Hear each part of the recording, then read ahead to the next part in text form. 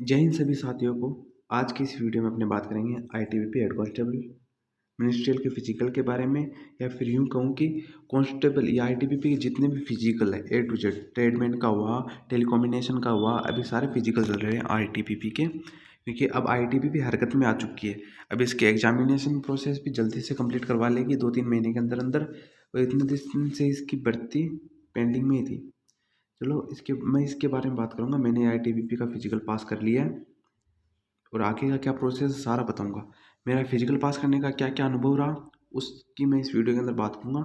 मैंने पूरे अपने अनुभव को दो पार्ट में बांटा है। ये पहला पार्ट है। इस पार्ट में अपने घर से लेकर सेंटर तक के मेन गेट तक पहुंचने की सारी जानकारी दूंगा। घर पे अपनी तैयारी कैसे कर सकते हैं, लोकेशन चेक करना, एडमिट कार्ड डाउनलोड करना, कितने दिन बाकी हैं, रणनीति क्या होनी चाहिए, आपकी प्रैक्टिस कैसे है, अपने को फुल कॉन्फिडेंस कैसे लेके आना चाहिए, बैक पैक वगैरह, रेस्ट करना, और सेंटर पर कैसे पहुँचे, कहाँ ठहरें, और कितनी बजे हमें सेंटर पर पहुँचना चाहिए, क्या क्या सामान लेके जाना चाहिए, उस सभी चीज़ों के बारे में अपने बात करेंगे। तो अगर आप इस हमारे इस चैनल पे आए हो तो आपको सिर्फ 3 चीज़ों के बारे में जानकारी मिलेगी। इस चैनल पे आपको सिर्फ 3 चीज़ों के बारे में जानकारी मिलेगी। वो भी कौन कौन सी? सीआईएसएफ फायरमैन के बारे में, ये मैंने फिजिकल पास कर लिया है। सीआईएसएफ हेड कांस्टेबल मिनिस्ट्रियल का, ये भी फिजिकल पास कर लिया है। और आईटीबीपी का जो एचसीएम का, ये भी फिजिकल पास कर लिया है। इन तीनों चीज़ों के बारे में मैं ये कोशिश करूँगा कि फिजिकल से लेकर ज्वाइनिंग तक की सारी इन्फॉर्मेशन आपको कम समय में प्रोवाइड करवा दूँ, क्योंकि मैं भी एक कैंडिडेट हूँ। मेरे को इन सभी की जानकारी चाहिए, तो आपको भी चाहिएगी। और मैं आपको इन सभी तीनों पोस्टों के बारे में सारी जानकारी प्रोवाइड करवाऊंगा इसी चैनल पे। तो आप इन चीज़ों की तीनों के बारे में जानना चाहते हो सबसे पहले, तो आप इस चैनल को सब्सक्राइब कर सकते हो। बाकी आपकी अपनी इच्छा है। अपने बात करते हैं next topic. Admit card download कैसे करना है? एडमिट कार्ड डाउनलोड आप 2 तरीके से कर सकते हो। पहला, तो आप अपने ईमेल चेक करो, जो आपने ईमेल आईडी लगाई उसके अंदर एडमिट कार्ड का लिंक है एक, तो आप सीधे डायरेक्ट वहाँ से जाके चेक कर सकते हो। और जो दूसरा है वो आप इसकी वेबसाइट पे, जो ऑफिशियल वेबसाइट पे, गूगल पे जाके सर्च करो, और वहाँ पे आप देखोगे ऑफिशियल वेबसाइट पे चेक कर लो, एडमिट कार्ड का ऑप्शन वगैरह आएगा, आप वहाँ से डाउनलोड कर लो। ठीक है। और डाउनलोड करके चेक कर लो कि आपके मतलब कितने दिन बचे हैं, लोकेशन क्या है, कितनी तारीख को फिजिकल है। मैंने 20 मार्च को तो एडमिट कार्ड सारे आ गए थे। ठीक है। और अब मैंने 23 मार्च को डाउनलोड किया था, क्योंकि मैं पंजाब गया हुआ था, वहाँ पे नेटवर्क की प्रॉब्लम थी, तो राजस्थान में आके नेटवर्क चला, तो वहाँ पे बंद था। 23 तारीख को मैं राजस्थान पहुँचा, और फिर मैंने अपनी फिजिकल के बारे में देखा। एडमिट कार्ड 11 अप्रैल को मेरा फिजिकल था। सुबह 6 बजे रेवाड़ी सेंटर है, जो कि 28 बटालियन है। तो सेंटर की बात ही कर रहे हैं, तो टोटल आईटीबीपी के कितने सेंटर आपको ये भी पता होनी चाहिए। अगर आप आईटीबीपी की तैयारी कर रहे हो तो 56 सेंटर है टोटल। ये रहे, मैंने स्क्रीनशॉट लगा रखा है। ये जो अपने ये वाले सर है ना, उन्होंने लगा रखा था, उन्होंने सारी चीज़ें बता रखी है। तब मैं कह रहा हूँ कि मैं भी कैंडिडेट हूँ, मुझे हर एक चीज़ की जानकारी रखना ज़रूरी है अपने फील्ड से रिलेटेड। तो आपको इस चैनल के माध्यम से आपको इन तीनों चीज़ों के बारे में ही जानकारी मिलेगी। जैसे राजस्थान के अंदर 2 सबसे नज़दीक सेंटर है, एक तो रेवाड़ी वाला है, एक जोधपुर है। अगर आप राजस्थान से बिलोंग करते हो, या तो आपका रेवाड़ी सेंटर आएगा या जोधपुर आएगा। अगर आप ऑल इंडिया से कहीं से भी बिलोंग करते हो, कोई सी भी स्टेट से बिलोंग करते हो, तो आप ये देख लो, आपके आसपास के इनमें से सेंटर आएंगे।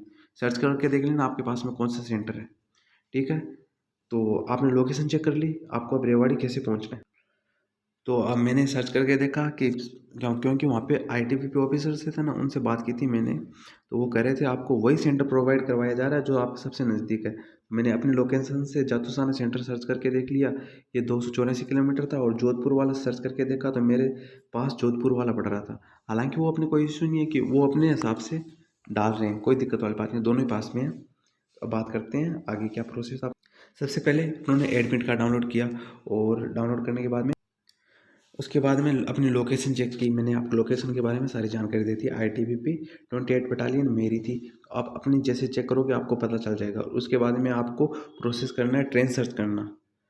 कोई एप्लीकेशन पे जाके गूगल पे जाके अपनी लोकेशन के लिए ट्रेन सर्च कर लेना जहाँ पे भी चाहते हो। और उसके बाद में मेरा था रेवाड़ी, मैंने रेवाड़ी के लिए ट्रेन सर्च कर ली और मेरे लिए जो बेस्ट ऑप्शन था मैंने वो चूज़ किया। और उसके बाद में आपको रेवाड़ी से जातूसाना के लिए, अब यहाँ पे बहुत सारे कैंडिडेट ऐसे थे जो कि ऑटो से आ रहे थे। ऑटो 100 रुपये लेगा इतनी सी दूर के, ये 30 किलोमीटर भी नहीं है पूरा, ये कोई 28 किलोमीटर था वहाँ से। ठीक है, अगर आप ट्रेन जा रही है, ट्रेन देखो सारी ट्रेनें जा रही है। अगर आप सुबह आपका 6 बजे फिजिकल है तो अगर आप ये 5:30 या 5 वाले ट्रेन में भी आते हो ना, 5 बजे वहाँ पे पहुँचाते की। और सबसे बड़ी बात ये है कि इसके अंदर आपके जो जातूसाना का रेलवे स्टेशन है ना, अगर जो आप राजस्थान से बिलोंग करते हो, आपका ये जातूसाना ये सेंटर है, जातूसाना का रेलवे स्टेशन है ना, वहाँ से मात्र 400 से 500 मीटर की दूरी पर आपका ये सेंटर है। जो कि आप 20 मिनट में भी अगर आराम से भी आओगे तो 20 मिनट में आप सेंटर में पहुंच जाओगे। ठीक है, तो आपको ऑटो के पैसे नहीं लगाने यहाँ पे, ये बचा लेना। और इसके बाद में आगे का क्या प्रोसेस है वो बताता हूँ। अब आगे की आपकी रणनीति क्या होनी चाहिए। मेरी रणनीति थी, अब कितने दिन बाकी है आपको एडमिट कार्ड देखते ही आपको पता चल जाएगा कितने दिन बाकी है। मेरे पास तो 19 दिन बाकी थे। ठीक है, और फिजिकल के लिए पीएचडी पास के लिए रणनीति क्या होनी चाहिए, रणनीति क्या बनानी है वो मैं आपको अभी बताऊंगा। क्या मेरी क्या रणनीति थी, आप भी ऐसे बना सकते हो। और आपकी प्रैक्टिस कैसे, अगर मेरी प्रैक्टिस की बात की जाए तो उस टाइम मेरी प्रैक्टिस थी 0%, बिल्कुल भी नहीं थी। और सबसे बड़ी बात, सबसे बड़ा डर मेरे को ये था, मेरे इंजरी आई हुई थी राइट पैर के अंदर। जो मसल्स वगैरह होती है ना, वो मतलब दो मसल्स L4 और L3, मैंने डॉक्टर को दिखाया भी था। अभी तो मेरे को 5 महीने हो गए उस इंजरी को लेकर बैठे हुए, वो सही नहीं हो रही।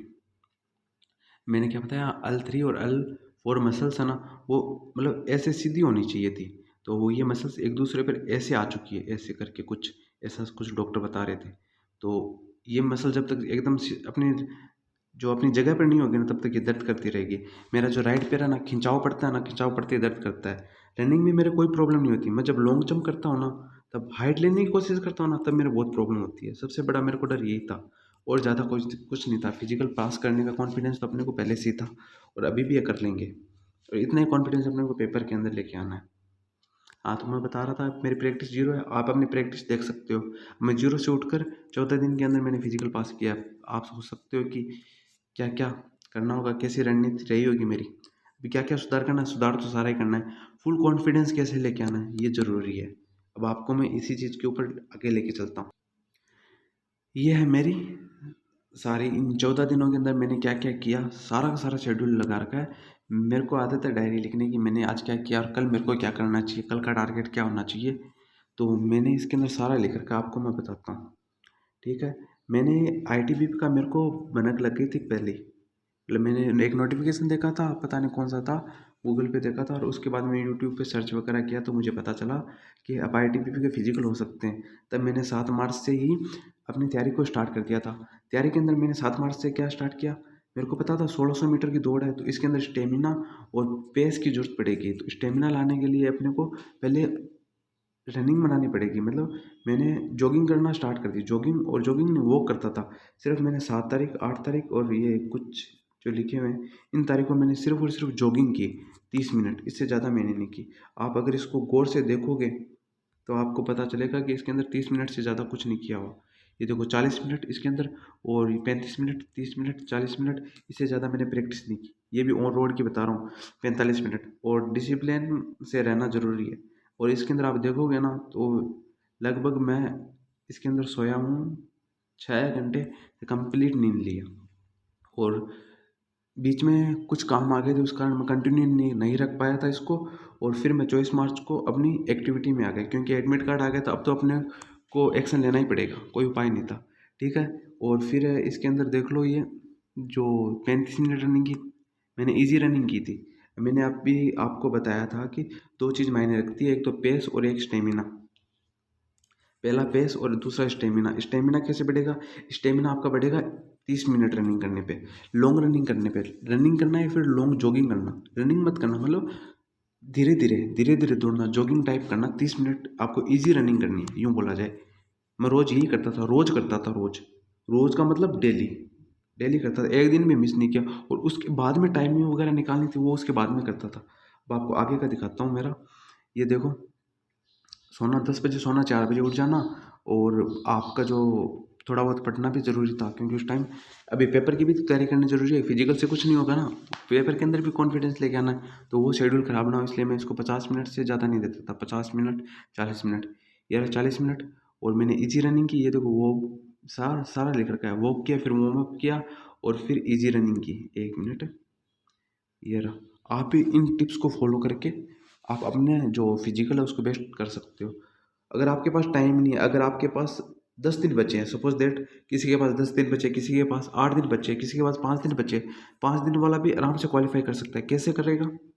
जिसके पास कम दिन बचे, आपको कॉन्फिडेंस नहीं आ रहा, तो आप सुबह शाम दोनों टाइम, मॉर्निंग और इवनिंग दोनों टाइम प्रैक्टिस करो 1-1 घंटा, आपका आराम से क्लियर हो जाएगा।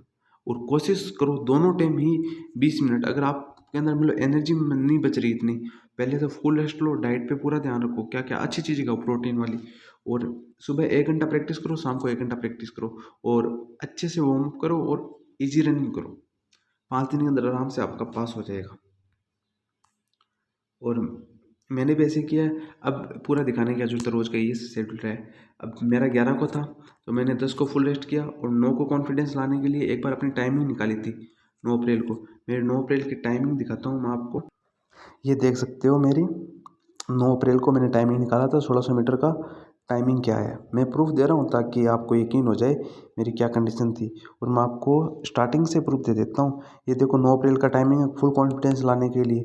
और मैं अगर मेरे सेंटर की बताऊँ ना, 1600 मीटर की टाइमिंग थी 6 मिनट 11 सेकेंड और 37 माइक्रो सेकेंड। और जो हमारा 50 जनों का बैच बना था ना, जिसमें 3 जने रनिंग के अंदर निकले थे, सिर्फ 3 जने, और 3 कैंडिडेट थे, वो अपनी एक जना तो 1 माइक्रो सेकंड के कारण निकला था।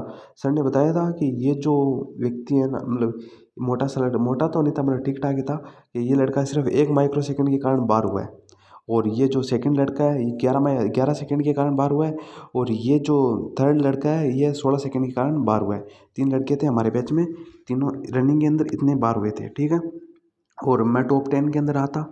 और मेरी टाइमिंग मैंने बता दी, जो फर्स्ट की टाइमिंग और बता देता हूँ। 1600 मीटर के अंदर जो फर्स्ट की टाइमिंग थी वो 5:50 और कुछ माइक्रो सेकंड थी, मेरे को कंफर्म माइक्रो सेकंड याद नहीं है, मतलब 5 मिनट 50 सेकंड थी। और जो हमारा, एक कोशिश करना, अगर आपकी तैयारी ठीक ठाक भी है ना, मतलब आपको कॉन्फिडेंस नहीं आ रहा वहाँ, अब मतलब आपका कुछ नहीं हो सकता कि हमारा मतलब 1-2 दिन बचे हैं और तैयारी इतनी नहीं है और हम वैसे ऐसे ही देने चाह रहे हैं। आप कोशिश करना ग्रुप के अंदर है ना, जो ग्रुप है ना उसके अंदर रहोगे ना, तो आपका फिजिकल के अंदर नाका लग जाएगा, बेड़ा पार हो जाएगा, ठीक है। उसके बाद में मैं आपकी स्टार्टिंग से बताता हूँ, रुको। मैं मेरी अपनी स्टार्टिंग से बताता हूँ। 9 अप्रैल का ये रहा। मैं रनिंग करने जब भी जाता हूँ ना, तो ये मोबाइल के अंदर सबसे पहले ऐप को स्टार्ट कर लेता हूँ। और ये 4 सारी देख सकते हो क्या क्या प्रोसेस रहा है। 2 अप्रैल, उससे 2 अप्रैल से पहले नहीं दिखाएगा। रोज़ टाइमिंग निकालता था, चाहे ईजी वे में निकालो, चाहे पहले ईजी रनिंग करता था उसके बाद में टाइमिंग निकालता था। ये मेरा रनिंग की ट्रेनिंग थी, या फिर ये मेरा ट्रेनिंग शेड्यूल था रनिंग का। अब बात करते हैं नेक्स्ट टॉपिक के बारे में। और अब आपको ये तो है रनिंग के पास होने के, सॉरी, फिजिकल पास करने के बाद का। अब आपको सेंटर से, अगर आप सेंटर पहुंचते हो, अब जैसे कि आप सेंटर पहुंच गए, सेंटर आपको पहुंचना है 5:45 से पहले पहले। अगर सेंटर पहुंचते हो, अगर बाद में पहुंचते हो ना, 6:30 तक भी सेंटर पहुंचते हो, तो आपको कोशिश यही करनी है, पहली कोशिश यही करनी है कि आपके पास जो भी इलेक्ट्रॉनिक सामान है ना, उसको दूर रख के, और ये जो रस्सी दिख रही है ना आपको, इस रस्सी के अंदर अंदर बढ़ जाना है। और आपको टॉप 5 पेज चाहिए ना, तो इस रस्सी के जितना आगे हो सके ना उतना आगे बैठ जाओ। और वो कैसे बैठना वो मैं बताता हूँ। ये रस्सी दिख रही है ना, इस रस्सी रस्सी के अंदर अंदर डिसिप्लिन से पहले बैठ जाओगे, तो आपका मतलब ज़्यादा बैच वाला, मतलब कम नंबर वाला बैच मिल जाएगा, पहला बैच मिल जाएगा, दूसरा बैच मिल जाएगा। मैंने यही गलती की थी, मैं यहाँ पे फिरता रहा, और जब बैठने की बारी आई तो जगह नहीं मिली, पीछे बैठना पड़ा। इस कारण से मेरे को 15 number batch, sorry 10 number batch मिला। और आपको वहाँ पे अंदर ना ब्लूटूथ लेके जाने देंगे, ना घड़ी लेके जाने देंगे, और ना ही स्मार्ट वॉच लेके जाने देंगे, ना फ़ोन, और ना ही ये चार्ज।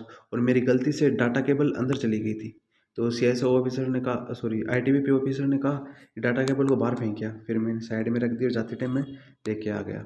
वो मेरे पास 3 थी, एक का मुझे पता नहीं था, वो इमरजेंसी के लिए रख रखी थी बैग में। और आपका अंदर एंट्री होते ही आपकी हर एक एक चीज़ चेक की जाएगी, और आपको कोई भी इलेक्ट्रॉनिक डिवाइस अंदर नहीं लेके जाने दिया जाएगा। और इसके बाद में मैंने आपको कितने दिन बाकी रहे हैं रणनीति सारी बताई थी। ठीक, आपको बस 2 चीज़ रणनीति के अंदर 2 चीज़ का ध्यान रखना है, स्टेमिना और पेस रनिंग, और रोज़ ईजी रनिंग करनी है। रणनीति मैंने शॉर्ट में और बता दिया आपको, मेरी प्रैक्टिस बता दी, सुधार क्या क्या करना है, कॉन्फिडेंस कैसे लेके आना है। एक दिन पहले आपका फिजिकल है ना, उससे 2 दिन पहले आप अपना टाइमिंग वगैरह निकाल के देख लो और लॉन्ग जंप करके देख लो। और लॉन्ग जंप और हाई जंप का भी थोड़ा सा बता देता हूँ। लॉन्ग जंप आपको अपनी बॉडी को एक्टिवेट करना है, वो मैं अगले वीडियो में बता दूंगा। लॉन्ग जंप करने से पहले आपको क्या क्या करना चाहिए। फुल कॉन्फिडेंस आपको आ ही गया, जैसे मैंने अपना टाइमिंग वगैरह दिखा दिया, आप वैसे टाइमिंग लेके आके अपना फुल कॉन्फिडेंस अपने आपके अंदर ला सकते हो। इतने कॉन्फिडेंस पेपर के अंदर चाहिए। अब फिजिकल के 1-2 दिन पहले, एक दिन पहले आप बैग पैक कर लो। क्या क्या चाहिए बैग पैक के अंदर मैं बता देता हूँ। एक चटाई ले लेना बिछाने के लिए, और एक कंबल ले लेना ओढ़ने के लिए, और एक ओडोमोस ले लेना। वहाँ पे मच्छर बहुत है भाई, बहुत मच्छर है।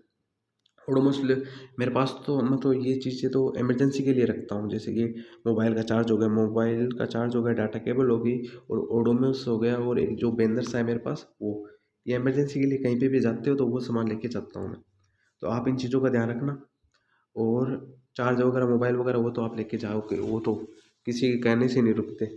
और बस, और ठहरने की क्या व्यवस्था है वो और बता देता हूँ।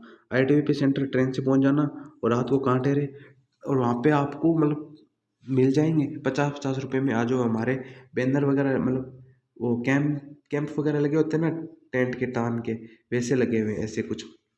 आपको वहाँ पे गद्दा दे दिया जाएगा, एक रजाई दे दी जाएगी ओढ़ने के लिए, बस इतना देंगे, और 50 रुपये देंगे, और एक पंखा दे देंगे, मतलब चला के।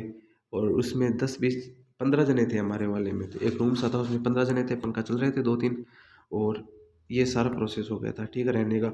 और सुबह कितने बजे उठ के जाना है, सुबह आप 4 बजे उठना। अगर आप पहले एक दिन पहले पहुँच जाते हो, मैं पुगा था रात को 9 बजे जातूसाना, ठीक है। और उसके बाद में ठहरने की व्यवस्था मिल गई, रात को वहाँ रुका। अब वहाँ से उठकर रात को आराम से नींद ले ली, फ़ोन वगैरह मत चलाना।